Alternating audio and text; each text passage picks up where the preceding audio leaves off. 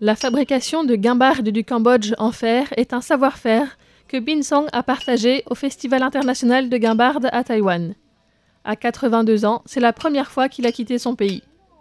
Bin Song prie rapidement, comme au début de tout ouvrage ou travail, pour que tout se passe sans encombre, qu'il n'y ait pas d'incident. Tout en frappant sur le morceau de fer qui prend forme petit à petit, il explique qu'un marteau s'appelle Nyo Nyo en langue khmer. Il répond volontiers aux questions de son public à l'aide de l'interprète. Originaire de la province de Siem Reap, dans le centre-nord du Cambodge, il avait appris à fabriquer et jouer de la guimbarde de ses 15 à 20 ans. Il est maintenant le seul à avoir préservé la mémoire de ses gestes. À 20 ans, il a été ordonné moine, comme tous les hommes au Cambodge doivent le faire au moins une fois dans leur vie. Puis il a fait son service militaire, et dans le contexte de la guerre civile puis de la répression culturelle des Khmers rouges qui a suivi, la priorité était de survivre, et de très nombreuses traditions étaient interdites.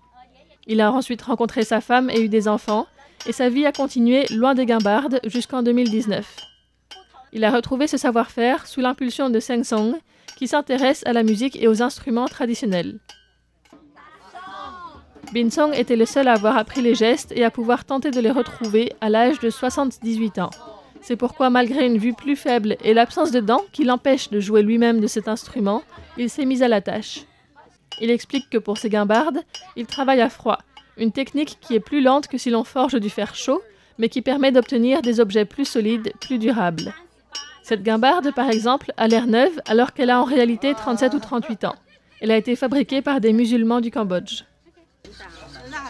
Après avoir frappé le métal sur l'enclume et l'avoir limé, il va le recourber pour lui donner sa forme et y souder la languette, qui est préparée à part pour former la guimbarde.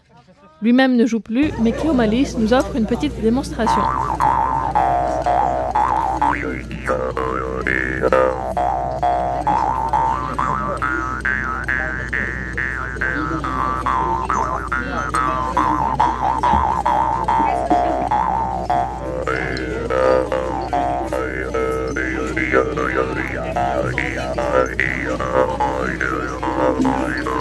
Yeah.